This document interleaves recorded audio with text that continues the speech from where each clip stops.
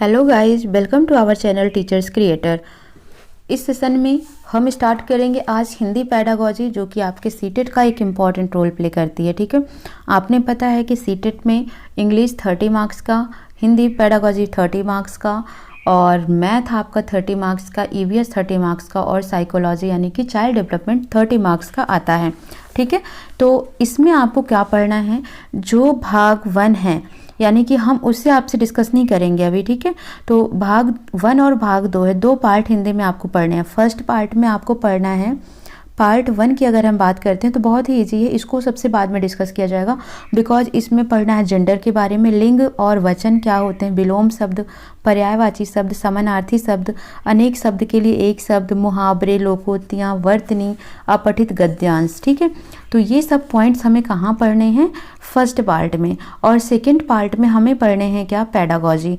तो आपको क्या कराऊंगी मैं, जो पैडागोजी है वो पहले करा रही हूँ और जो ये विलोम वगैरह है ये बाद में, बिकॉज ये हो जाएंगे। अगर मैं उन्हें नहीं कराऊंगी तो भी आप ये क्वेश्चंस आसानी से कर लेंगे।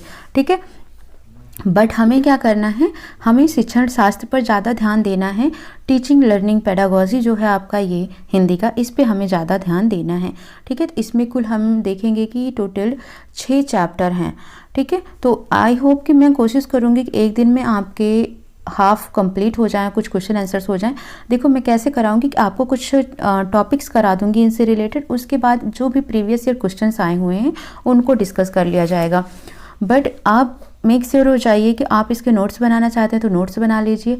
आपको पीडीएफ लेना है तो आप टेलीग्राम चैनल टीचर्स_क्रिएटर को ज्वाइन कर सकते हैं। मैं लिख देती हूँ टेलीग्राम चैनल का लिंक, ये है टेलीग्राम का लिंक, टीचर्स_क्रिएटर। ठीक है, आप यहाँ पर ज्वाइन हो सकते हैं और पीडीएफ के लिए मुझसे डायरेक्टली कांटेक्ट कर सकते हैं। ठीक है, तो स्टार्ट करते हैं, भाषा, बालक व शिक्षण।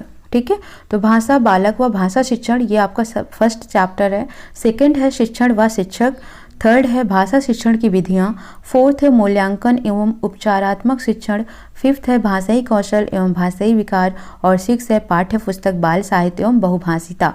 तो हमें क्या पढ़ना है आज, भाषा, बालक व भाषण शिक्षक, केवल हमें आज इतना ही पढ़ना है। तो लैंग्वेज क्या है, भाषा क्या है, ये देखना है आपको। ठीक है, भाषा का महत्व क्या है, त्रिभाषा सूत्र क्या है, भाषा अर्जन और अधिगम क्या है। ठीक है, भाषा एवं बालक के बीच में संबंध क्या है, अभ्यास प्रश्न देखेंगे, कुछ प्रैक्टिस क्वेश्चंस और कुछ पिछले साल जो क्वेश्चंस आए हैं उन्हें देखेंगे। तो ये पूरा पॉइंट्स हम देखेंगे यहाँ पर। तो स्टार्ट करते हैं, लैंग्वेज, भाषा क्या है। देखो, आप बोलते हैं ना कि आप जो अपनी बातों को अभिव्यक्ति कर रहे हैं, केवल यही एक भाषा नहीं है। ठीक है, हम हर एक बात को बोल कर, लिख कर, कई तरीके से ही एक्सचेंज करते हैं, तो वो क्या कहलाता है, भाषा। ठीक है, तो ज़रूरी नहीं है कि हम इसे केवल और केवल कम्युनिकेट कर सकें, संप्रेषण का माध्यम ही नहीं है। कुछ लोग सोचते हैं कि जो हम अपनी बात दूसरों के सामने रख रहे हैं, जिस लैंग्वेज में रख लें, हिंदी बोल रहे हैं तो हिंदी और इंग्लिश बोल रहे हैं तो इंग्लिश, यही भाषा होगी। नहीं, ठीक है, शिक्षा के क्षेत्र में भाषा की बहुत ही बड़ी भूमिका होती है। ठीक है, भाषा के अंदर एक शक्ति है जिसके प्रयोग से मानवीय व्यक्तियों के अंदर एक निखार आता है। भाषा कैसी होती है, बहुआयामी होनी चाहिए। ठीक है, प्लेटो ने कहा है, विचार और भाषा में थोड़ा ही अंतर है।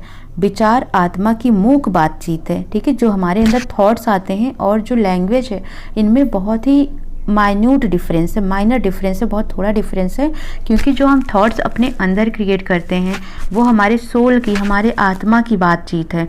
ठीक है, पर वहीं पर जो हम अपने होठों से उस बातों को दूसरों से कहते हैं, ठीक है, उसे ही क्या बोला जाता है, भाषा बोला जाता है। बात समझ आई, जो हमारे अंदर थॉट आया वो हमारे क्या है, विचार हैं, जो हमने अपनी आत्मा से डिस्कस किया कि ये ऐसा होना चाहिए, बट हमने कुछ बातें अपने होठों से कहकर दूसरों के सामने अभिव्यक्ति की, तो वो क्या हो गई, भाषा हो गई। किसने कहा इसे, प्लेटो ने कहा है। वहीं बाबूराम सक्सेना ने कहा है, जिसकी सहायता से मनुष्य परस्पर विचार विनिमय या सहयोग करते हैं, उस यादृच्छिक रूढ़ ध्वनि संकेत प्रणाली को भाषा कहते हैं। ठीक है, अब आपको पता चल गया ये सब चीज़ें कि भाषा क्या है। तो भाषा का महत्व क्या है, तो पढ़ने लिखने की क्षमता का स्तर ऊंचा हो जाता है। ठीक है, तो भाषा बहुत ही ज़रूरी होती है, आपको ये चीज़ें समझनी होती हैं। ठीक है, तो अब हम ये देख लेते हैं कि कुछ पॉइंट्स हैं भाषा के लिए। भाषा के महत्व कार्य को निम्न बिंदुओं द्वारा भलीभांति समझ सकते हैं। जैसे भाषा विचारों के आदान प्रदान के साधन के रूप में प्रयोग की जाती है, यानी कि अगर लैंग्वेज ही नहीं होगी तो हम कैसे अपनी अभिव्यक्ति कर पाएंगे दूसरों से, तो है ना, अपने भाव को, अपनी बातों को, अपने विचार को व्यक्त करने के लिए एक मीडियम चाहिए, वही होता है भाषा। तो भाषा क्या करती है, विचारों के आदान प्रदान का साधन होती है।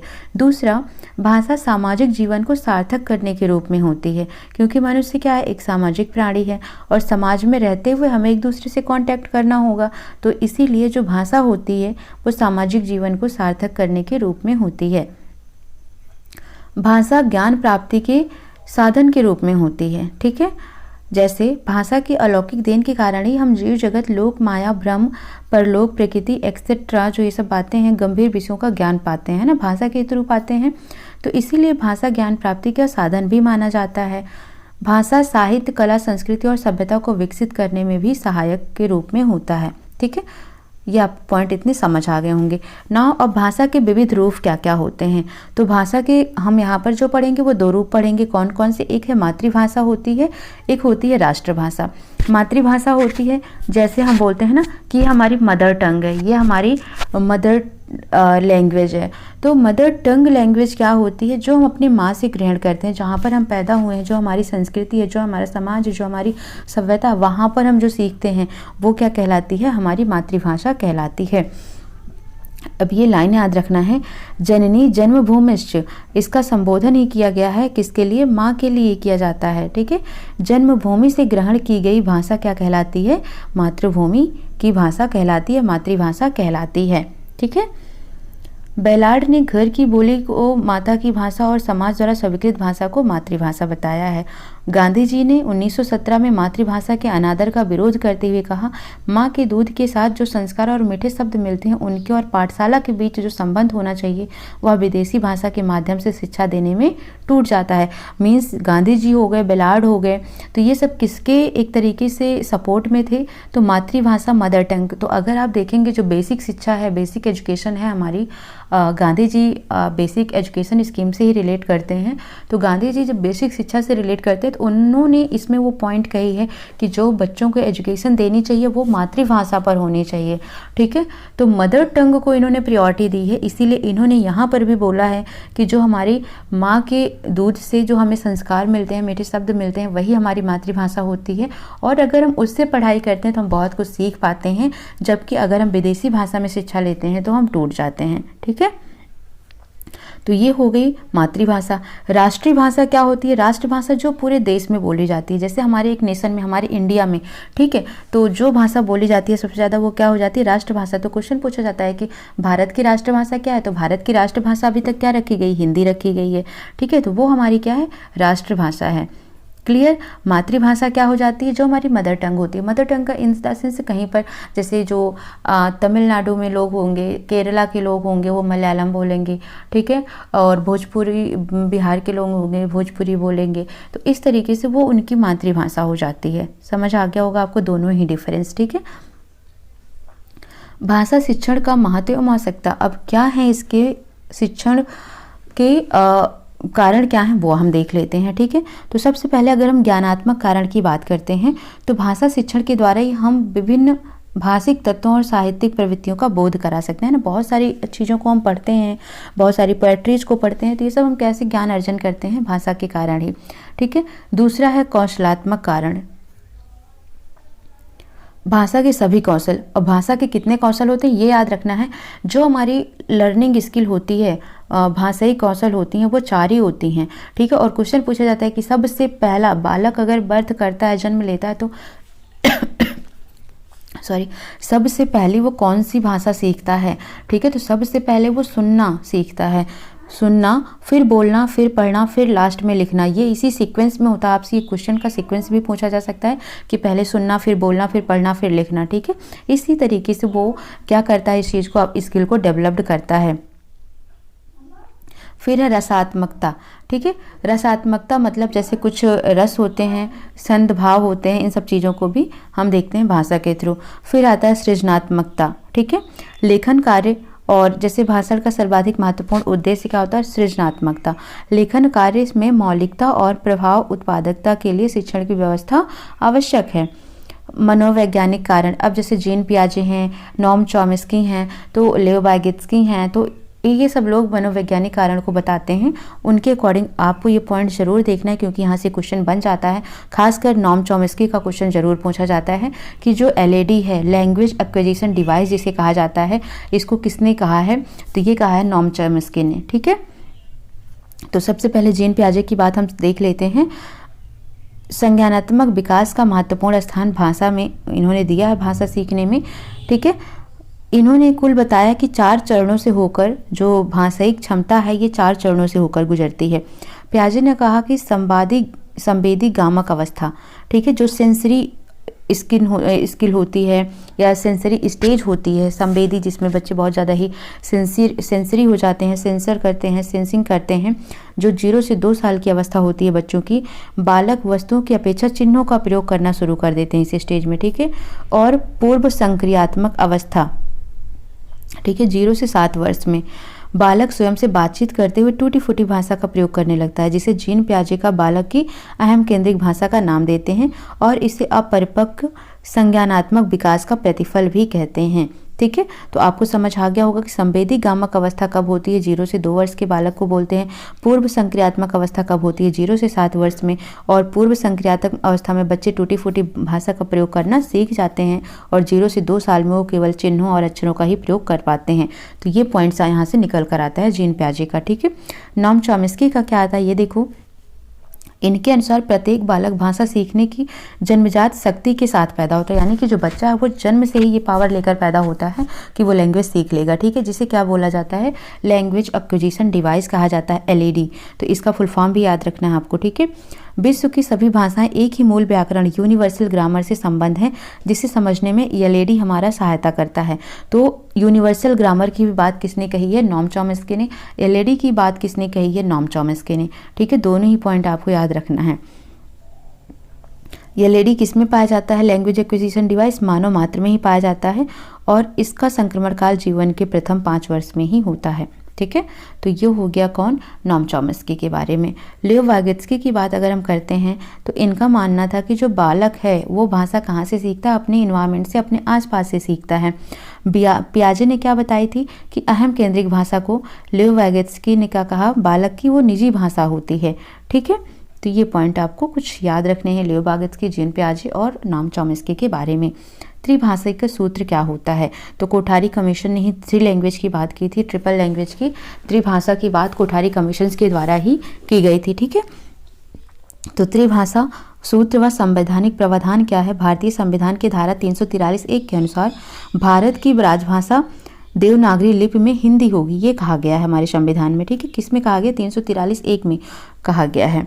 और 351 में ये जोड़ दिया गया था कि भारत की जो भाषा होनी चाहिए वो क्या होनी चाहिए, हिंदी होनी चाहिए, यानी कि राष्ट्रभाषा क्या हो, हिंदी हो। इस पर आर्टिकल नंबर 351 में जोड़ दिया गया था।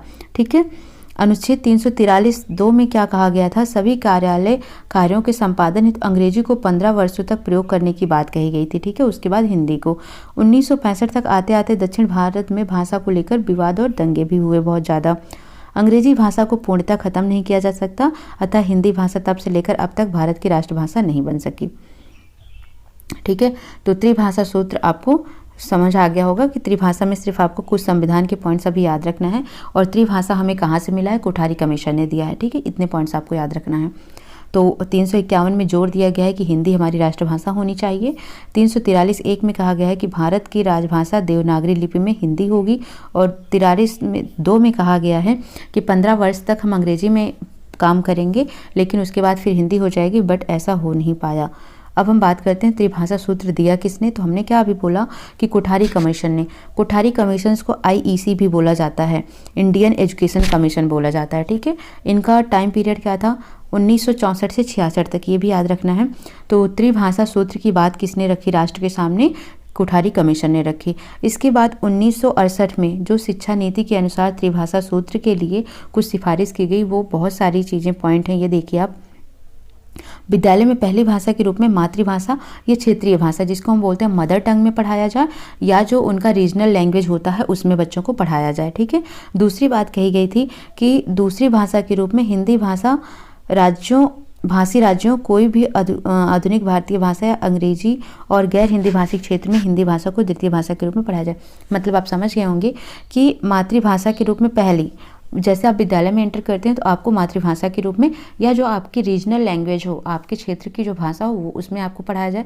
दूसरी ये बात कहेगी कि अगर वो राज्य हिंदी बोलने वाले राज्य में आता है तो वहाँ पर इंग्लिश, और अगर वो हिंदी के अलावा कोई और राज्य होते हैं, ठीक है, तो दूसरी भाषा वहाँ पर क्या होगी, अंग्रेजी। और अगर हिंदी वाला है, अगर हिंदी वाले राज्य, हिंदी भाषी राज्य जहाँ पर हिंदी बोली जा रही है तो वहाँ पर अंग्रेजी, और गैर हिंदी भाषी क्षेत्र हैं तो वहाँ पर द्वितीय भाषा के रूप में हिंदी को पढ़ाया जाए, ठीक है। और तृतीय भाषा के रूप में हिंदी भाषी और गैर हिंदी भाषी दोनों राज्यों में अंग्रेजी या कोई भी आधुनिक भारतीय भाषा जिसे द्वितीय भाषा के रूप में ना पढ़ाया गया हो उसको तृतीय भाषा के रूप में लिया जा सकता है। तो ये त्रिभाषीय सूत्र का जो दिया गया था पूरा का पूरा डिटेल ये दिया था कोठारी कमीशन ने, ठीक है। तो जो 1968 की शिक्षा नीति थी इसमें ये सब पॉइंट्स दोहराए गए, ठीक है। भाषा अर्जन क्या होता है, एक्विजिशन, जिसको हम बोलते हैं लर्निंग एक्विजिशन। अर्जन का मतलब होता है कि हमारे पास कुछ जन्मजात क्षमता होती है कि हम अपने आसपास से लैंग्वेज को सीख लेते हैं। जैसे माँ पापा ये सब कहना कोई हमको सिखाता नहीं है, बट हमें ये सब चीज़ें आ जाती है। तो जो हम अपने इन्वायरमेंट से, अपने आसपास से सब चीज़ें सीखते हैं, लैंग्वेज बोलना, वही क्या कहलाता है, भाषा अर्जन कहलाता है, ठीक है। भाषा अर्जन और अधिगम में कुछ डिफरेंस है। देखो, जब किसी भाषा को बिना किसी व्यवस्थित शिक्षण प्रणाली के सहज रूप से सीखा जा सकता है तो वो भाषा अर्जन कहलाता है। जैसे हम घर में आए, एक बच्चा पैदा हुआ, वो बच्चा अपने माँ बाप से, अपने आसपास से सीख रहा है अपने आप, कोई इसको सिखा नहीं रहा है कुछ भी, पॉइंट्स के ऐसे बोलो, ऐसे करो, ठीक है। जो भी बातें वो सीख रहा है, जो वो बोलना शुरू कर रहा है, वो सब क्या है, भाषा अर्जन है। लेकिन जब वो स्कूल में जाकर उसको एक सीक्वेंस से पढ़ाया जाता है कि ये इंग्लिश है, ठीक है, ये उर्दू है, ये फारसी है, तो जब उसको उस तरीके से पढ़ाई कराई जाती है एक सीक्वेंशियल में, एक व्यवस्थित क्रम में, तो वो क्या कहलाता है, भाषा अधिगम कहलाता है। दोनों में डिफरेंस आपको समझ आ गया होगा, ठीक है। अब बात करते हैं हम किसके बारे में, कुछ अभ्यास प्रश्न के बारे में, ठीक है। अभ्यास प्रश्न में मैं आपसे कुछ क्वेश्चंस हैं, इसमें टोटल 7 क्वेश्चंस हैं जो आपको देखने हैं। पहला क्वेश्चन है, समावेशी कक्षा में भाषा शिक्षण सिद्धांतों की विशेषताएं हैं, ठीक है। ऑप्शन है आपके, भाषा बालक के परिवेश के अनुसार अर्जित की जाती है, समृद्ध वातावरण भाषा सीखने में सहायक होता है, बालक अर्जित भाषा के अनुसार उनके प्रयोग के नियम बनाते हैं, या व्याकरण के नियम सीखते हैं। तो कौन सा ऑप्शन सही होगा, समावेशी क्लास की बात हो रही है, समावेशी कक्षा की बात हो रही है कि भाषा शिक्षण सिद्धांत की विशेषता क्या है, तो option number B right answer हो जाएगा। समृद्ध वातावरण भाषा सीखने में सहायक होते हैं, ठीक है, ठीक है। तो ऑप्शन आपका क्या सही हो जाएगा, बी सही हो जाएगा, समृद्ध वातावरण भाषा सीखने में सहायक होते हैं। ये होता है समावेशी कक्षा में भाषा शिक्षण सिद्धांत की विशेषता। दूसरा क्वेश्चन है, मॉन्टेसरी के अनुसार बच्चों को पढ़ना सिखाने से पूर्व उन्हें लिखना सिखाया जाना चाहिए। मीन्स पहले उन्हें रीडिंग से पहले राइटिंग करवाना चाहिए, कहने का मतलब ये है। दूसरा, राइटिंग सिखाने से पूर्व उन्हें रीडिंग कराना चाहिए। लेखन वाचन की अपेक्षा सरल व आनंदमय कार्य है। डी ऑप्शन, ए और बी दोनों ही। तो मॉन्टेसरी ने क्या कहा था, अगर आप कोई चीज़ लिखना सिखाते हैं बच्चों को तो उसके पहले उनको पढ़ना आना चाहिए, रीडिंग देन राइटिंग, ठीक है। तो मॉन्टेसरी के अनुसार लिखना सिखाने से पूर्व उन्हें क्या करना चाहिए, पढ़ाया जाना चाहिए। So option number B right answer होगा। क्वेश्चन नंबर 3 है, प्लेटो के अनुसार निम्न में से कौन सा कथन सही है, ठीक है। भाषा और विचार में थोड़ा ही अंतर है, विचार और भाषा में कोई संबंध नहीं है, दोनों एक दूसरे के पूरक हैं, केवल विचार ही महत्वपूर्ण है, भाषा नहीं। तो मैंने अभी आपसे डिस्कस किया था कि प्लेटो ने कहा था विचार और भाषा में थोड़ा ही अंतर है, बस विचार जो हमारी आत्मा के अंदर आता है, जो आत्मा से बात होती है वो होता है विचार, और भाषा जो हम अपने होठों के थ्रू व्यक्ति करते हैं वो होता है भाषा। तो दोनों में बस थोड़ा ही अंतर होता है। तो इसका राइट आंसर क्या हो जाएगा, ए। मातृभाषा के संबंध में कौन सा कथन सही है, मातृभाषा, ठीक है, राष्ट्रभाषा की बात नहीं हो रही, मातृभाषा की। यह बालक की माँ के द्वारा बोली जाने वाली भाषा है, बालक के क्षेत्र में बोली जाने वाली भाषा है, यह माँ द्वारा बालक के लिए प्रयोग की जाने वाली लाड प्यार की भाषा है, इनमें से कोई नहीं। तो ऑप्शन क्या है, मातृभाषा का मतलब बालक के क्षेत्र में जो बोली जाने वाली भाषा है। मातृभाषा का मतलब वही तो मदर टंग, जो हमारे आसपास बोला जा रहा है वही तो हम सीखते हैं, वही हम बोलते हैं, तो वही होता है हमारी मदर टंग। ऐसा नहीं कि जो हमारी माँ जो लैंग्वेज यूज कर रही है वही, ठीक है। तो हमारी माँ भी तो आसपास के सराउंडिंग सराउंडिंग वाली लैंग्वेज यूज करती है, ठीक है, तो वह बालक के क्षेत्र में बोली जाने वाली भाषा ही मातृभाषा कहलाती है। So option number B right answer होगा। क्वेश्चन नंबर 5 है, हिंदी के विषय में क्या सही है? हिंदी भारत की राष्ट्रभाषा है। दूसरा, हिंदी भारत की राजभाषा है। तीसरा, हिंदी संपूर्ण भारत की मातृभाषा है। इनमें से कोई नहीं। तो ऑप्शन क्या होगा? हिंदी भारत की राजभाषा है, राष्ट्रभाषा नहीं, राजभाषा है। Option number B right answer हो जाएगा। क्वेश्चन नंबर 6 है, त्रिभाषा सूत्र सर्वप्रथम किसके द्वारा सुझाया गया? तो कुछ आगे नहीं पढ़ना है, किसके द्वारा? कोठारी कमीशंस के द्वारा। तो ऑप्शन ए राइट आंसर हो जाएगा। क्वेश्चन नंबर 7 है, निम्न में से कौन सा कथन सही है? भाषा अर्जन करना एक सहज प्रक्रिया है। भाषा अधिगम एक प्रयासपूर्ण प्रक्रिया है। दोनों ही सही हैं या दोनों ही गलत हैं? तो ऑप्शन क्या होगा? सी, क्योंकि भाषा अर्जन एक सहज प्रक्रिया, हम अपने सराउंडिंग से सीख जाते हैं। लेकिन अगर हम अधिगम की बात करें तो यह एक प्रयासपूर्ण प्रक्रिया है, क्योंकि एक सीक्वेंस चलती है, एक व्यवस्थित उसमें चलती है, तो इसके लिए प्रैक्टिस की ज़रूरत होती है। तो यह प्रयासपूर्ण प्रक्रिया है, ये सही है, तो दोनों ही सही हैं। तो सी इसका राइट आंसर हो जाएगा। ये तो हो गए आपके अभ्यास प्रश्न, ठीक है। अब हम क्या करते हैं, जो कुछ प्रीवियस ईयर में पेपर में आए हुए हैं इसके हम टोटल 15 क्वेश्चंस करेंगे बस अभी आज, ठीक है। बाकी जो रिमेनिंग क्वेश्चंस होते हैं उसको हम करेंगे नेक्स्ट लेक्चर में, ठीक है। तो टोटल आपके क्वेश्चंस हैं जो आए हुए हैं पेपर 1 और पेपर 2 दोनों के मिलाकर टोटल 26 क्वेश्चन हमें डिस्कस करना है, ठीक है। तो 26 क्वेश्चंस को हम हाफ कर लेते हैं, सॉरी 26 नहीं है, 26 एंड फर्स्ट पेपर के लिए और 26 टोटल सेकेंड पेपर के लिए। तो टोटल हो गए आपके 52 क्वेश्चन, है ना। तो 50 क्वेश्चन में से हम आज 15 क्वेश्चन डिस्कस कर लेते हैं और रिमेनिंग जो क्वेश्चन होंगे उसको कल डिस्कस करेंगे, ठीक है। तो पहला क्वेश्चन है, वाइगोत्स्की ने भाषा विकास का डैश परिप्रेक्ष्य प्रस्तुत किया। क्या कहा उन्होंने? व्यवहारवादी, समाज सांस्कृतिक, व्यवहार सांस्कृतिक या संज्ञानवादी, ठीक है। तो आपका आंसर क्या जाएगा? वाइगोत्स्की ने भाषा विकास को परिप्रेक्ष्य प्रस्तुत किया। तो जब भी वाइगोत्स्की की बात आती है, वाइगोत्स्की हमारे किससे रिलेटेड हैं? समाज से रिलेटेड हैं, ठीक है। तो ये पॉइंट आपको याद रखना है। तो आपका ऑप्शन नंबर क्या हो जाएगा? इसका बी राइट आंसर हो जाएगा, ठीक है। यानी कि समाज सांस्कृतिक, सोशियो कल्चर से। तो 1 का बी राइट आंसर सही हो जाएगा, ठीक है। नाउ क्वेश्चन नंबर 2 है आपका, भाषा अर्जित करने के संदर्भ में कौन सा कथन सही है, ठीक है। ये पूछा गया है आपसे। तो ऑप्शन है आपके पास, यह एक सह प्रक्रिया है, ठीक है। दूसरा है, यह एक स्वाभाविक प्रक्रिया है। तीसरा है, बच्चे भाषा के नियमों को आत्मसात करते हैं। चौथा है, बच्चों को नियम बनाना सिखाया जाता है, ठीक है। तो ये इस तरीके से आपसे क्वेश्चन पूछा गया है। तो इसका ऑप्शन क्या हो जाएगा? Option number D right answer हो जाएगा, क्योंकि इसमें आपने ध्यान दिया होगा। तो क्या पूछा गया आपसे? नहीं है, ठीक है। तो भाषा अर्जित करने के संदर्भ में कौन सा कथन सही नहीं है? यह एक सहज प्रक्रिया है, ये तो सही है। स्वाभाविक प्रक्रिया है, क्योंकि यहाँ अर्जन की बात हो रही है, अधिगम की बात नहीं हो रही है। स्वाभाविक प्रक्रिया है। नियमों को आत्मसात करते हैं, भाषा के नियमों को, ये भी सही है। बच्चों को नियम बनाना सिखाया जाता है। तो नियम के बनाना किस में सिखाया जाता है? भाषा अधिगम में। तो आपको समझ आ गया होगा। तो इसका ऑप्शन क्या हो जाएगा? डी राइट आंसर हो जाएगा। सीटेट पेपर 1 2018 में आया हुआ है। क्वेश्चन नंबर 3 है, भाषा सीखने और भाषा अर्जित करने में अंतर का मुख्य आधार क्या है? सीखना यानी कि अधिगम और अर्जित करना यानी कि एक्विजिशन, जो हम अपने सराउंडिंग से एक्वायर कर रहे हैं। तो दोनों का मुख्य आधार अंतर क्या है? बेस ये पूछा गया है। भाषा की पाठ्य पुस्तकें, भाषा का लिखित आकलन, भाषा का उपलब्ध परिवेश, भाषा की जटिल संरचनाएं। तो करेक्ट ऑप्शन क्या होगा? भाषा का उपलब्ध परिवेश, ठीक है। तो ये मेन अंतर का मुख्य आधार है कि जो हमारे परिवेश में उपलब्ध लैंग्वेज है वो है। तो भाषा का उपलब्ध परिवेश, तो सी इसका राइट आंसर हो जाएगा। ये भी सीटेट पेपर 1 2018 में आया हुआ है। क्वेश्चन 4 है, प्राथमिक स्तर पर हिंदी भाषा सीखने के लिए सबसे अधिक जरूरी है, ठीक है। ऑप्शन है आपके पास, भाषा शिक्षण का भाषा ज्ञान, क्लास में रंगीन पाठ्य पुस्तकें, क्लास में प्रिंट संबंधित समृद्ध परिवेश, क्लास में लिखित आकलन। किसकी बात की गई है यहाँ पर?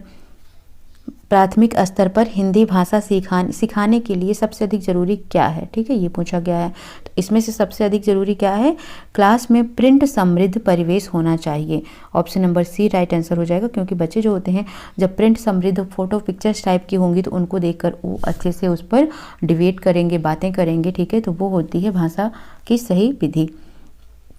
क्वेश्चन नंबर 5 है, बच्चे बोलचाल की भाषा का अनुभव लेकर विद्यालय आते हैं।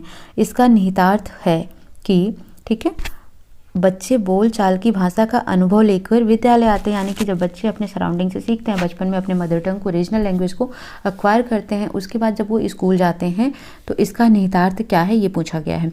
बच्चों को बोलचाल की भाषा ना सिखाई जाए, बच्चों को बोलचाल की भाषा को सुधारा जाए, बच्चों के भाषाई अनुभवों का उचित प्रयोग किया जाए, बच्चों के भाषाई अनुभवों को क्लास के बाहर रखा जाए। तो आपने देखा कि ना सिखाई जाए ये तो हटा दो, और भाषाई अनुभव को क्लास के बाहर रखा जाए ये भी हटा दो, क्योंकि नेगेटिव थॉट्स हैं। ठीक है, अब बचते हैं बी और सी को, सुधारा जाए या उचित प्रयोग किया जाए। ठीक है, ये आपसे बोला जा रहा है, तो क्या किया जाए, उचित प्रयोग किया जाए। ठीक है, बच्चों के भाषाई अनुभव, जो उनके अनुभव एक्सपीरियंस है उसका उचित प्रयोग किया जाए, तो सी इसका राइट आंसर हो जाएगा।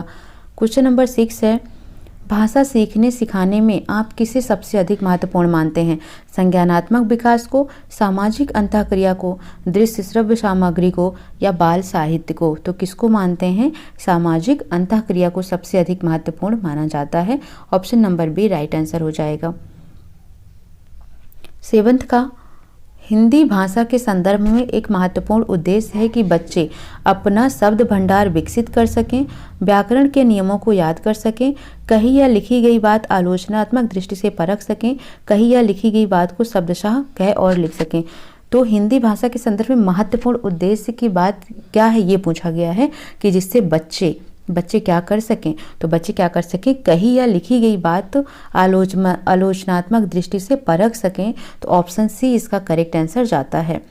क्वेश्चन नंबर 8 है, प्राथमिक स्तर पर हिंदी भाषा का शिक्षण करते समय आप किस बिंदु पर सर्वाधिक बल देंगे? ठीक है, यानी कि जो प्राइमरी स्टेज पर है हिंदी भाषा का आप शिक्षण करवा रहे हैं, तो आप सबसे ज़्यादा किस पॉइंट पर जोर देते हैं? ऑप्शन है आपके पास, हिंदी भाषा के मुहावरे और लोकोक्तियाँ, तो ये तो नहीं है क्योंकि प्राइमरी लैंग्वेज की बात हो रही है, प्राइमरी क्लास की बात हो रही है, तो ये तो आपका ऑप्शन कट ही गया। ठीक है, हिंदी भाषा की विभिन्न वाक्य संरचनाएं, तो प्राइमरी स्टेज पर ये भी नहीं ध्यान देना है। हिंदी भाषा का सौंदर्य और आलंचिकता, तो ये हो जाएगा। ठीक है, हिंदी भाषा की मानक वर्तनी, तो वर्तनी पर भी इतना, स्पेलिंग पर भी ध्यान नहीं देंगे, तो सी इसका करेक्ट आंसर हो जाएगा। सबसे ज़्यादा फोकस जो किया जाएगा वो है कि हिंदी भाषा का सौंदर्य और आलंचलिकता। ठीक है, क्वेश्चन नंबर 9 है, भाषा सीखने सिखाने की प्रक्रिया में सबसे कम महत्वपूर्ण, अभी आपसे पूछा गया था सबसे अधिक आप जोर किस पर देंगे? ठीक है, अब पूछा गया है कि आप सबसे कम किस पर जोर देंगे? भाषा की पाठ्य पुस्तक पर, भाषा के आकलन पर, भाषा शिक्षण की पद्धति पर, या भाषा के परिवेश पर? तो किस पर आप सबसे ज़्यादा ध्यान देंगे, यानी कि सबसे कम महत्वपूर्ण है जो भाषा सीखने सिखाने में, वो है पाठ्य पुस्तक। ठीक है, तो इसका ऑप्शन हो जाएगा ए राइट आंसर, क्योंकि सबसे कम पूछा गया है। क्वेश्चन नंबर 10 है, भाषा सीखने के संदर्भ में कौन सा कथन सही है? ठीक है, सीखने के संदर्भ में पूछा गया है, बच्चों में भाषा अर्जित करने की जन्मजात क्षमता होती है, तो ये तो सही है। बच्चों में भाषा अर्जित करने की जन्मजात क्षमता नहीं होती है, गलत है। बच्चे विद्यालय आकर ही भाषा सीखते हैं, ये भी गलत है। बच्चे विभिन्न संचार माध्यमों से ही भाषा सीखते हैं, तो ये भी गलत है। तो कौन सा कथन सही है ये पूछा गया, तो ऑप्शन ए राइट आंसर हो जाएगा। बच्चों में भाषा अर्जित करने की जन्मजात क्षमता होती है, और ये किसने कही आपको ये भी याद रखना है, इसको कहा है किसने? नॉम चॉम्स्की ने। ठीक है,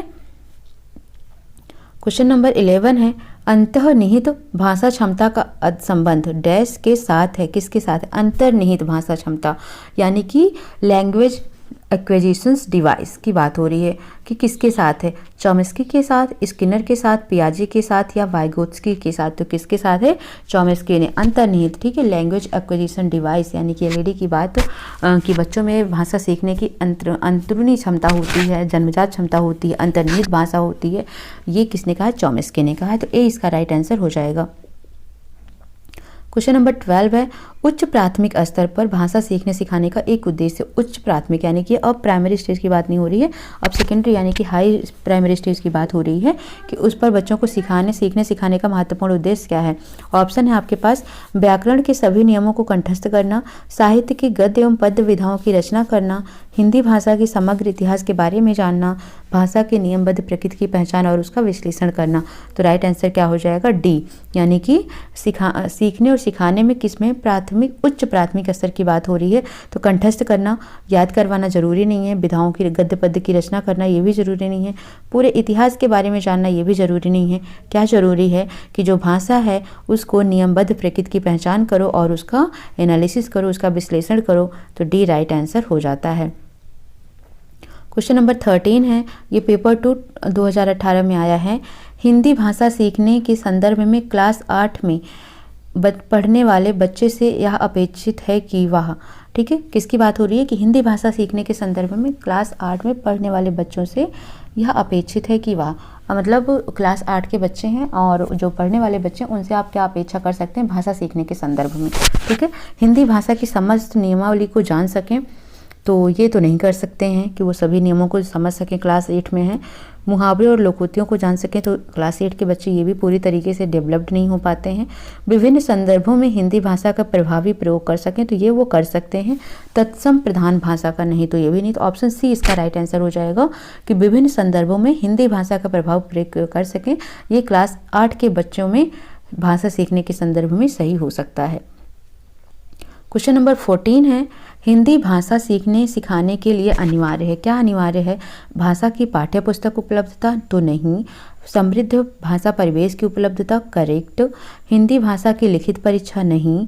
भाषा की दृश्य श्रव्य सामग्री की उपलब्धता, तो आपने क्या देखा कि सबसे इसमें सटीक आंसर क्या बैठ रहा है? समृद्ध भाषा परिवेश की उपलब्धता, ठीक है। हिंदी भाषा सीखने सिखाने के लिए सबसे अनिवार्य होता है समृद्ध भाषा परिवेश की उपलब्धता, यानी कि option number B right answer हो जाएगा। क्वेश्चन नंबर 15 है, भाषा अर्जन के संबंध में कौन सा कथन सही है? तो भाषा अर्जन की बात हो रही है, अधिगम की नहीं हो रही है। यह सहज होता है, यह सरल होता है, या कठिन होता है, या सीखा जाता है। तो सीखा तो नहीं जाता है, ठीक है, ये आपने पता कर लिया। भाषा अर्जन की बात हो रही है, ठीक है। कठिन भी नहीं होता है, कैसा होता है? सहज होता है। तो 15 का ए राइट आंसर हो जाएगा कि भाषा अर्जन के संदर्भ में कौन सा कथन सत्य है? तो भाषा अर्जन करना एक सहज प्रक्रिया है, तो ए ऑप्शन इसका राइट आंसर हो जाएगा, ठीक है। तो इस तरीके से हमने कुछ क्वेश्चंस को कर लिया है, टोटल 15 क्वेश्चंस को। अब जो पेपर 1 में आए हुए हैं, प्रीवियस ईयर पेपर के क्वेश्चंस हैं जो 2014, 15, 16, 17, 18 में आए हैं, तो इनको हम देखेंगे। टोटल ये हैं आपके 26 क्वेश्चन, और दिन पेपर 2 के हैं टोटल 26 क्वेश्चन। तो इस तरीके से टोटल 52 क्वेश्चन हैं, जो कि हम नेक्स्ट क्लास में 50 क्वेश्चंस करेंगे, ठीक है। तो आप बने रहिए चैनल पर और वीडियो को लाइक शेयर सब्सक्राइब कर दीजिए, और कैसा लगा आज का क्लास ज़रूर ये कमेंट सेक्शन में हमें बताएं, ठीक है। So thank you for watching, do like share and subscribe. मिलते हैं नेक्स्ट क्लास में।